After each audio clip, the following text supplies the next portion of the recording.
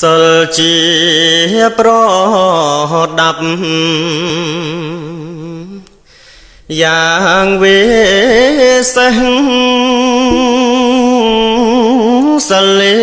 ងកេលេសក្នុងសន្តានសិលក្លិនក្រអូបគ្រប់ទឹងឋានសិលព្រៀបផ្ទឹមបានជន់ដើរឡើងសិលគឺជាផ្លូវទៅនឹបពៀនសិលគឺជាយានអើយថ្កានថ្កើង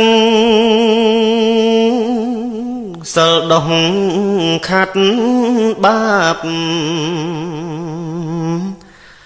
អើយរិទ្ធស្ដើង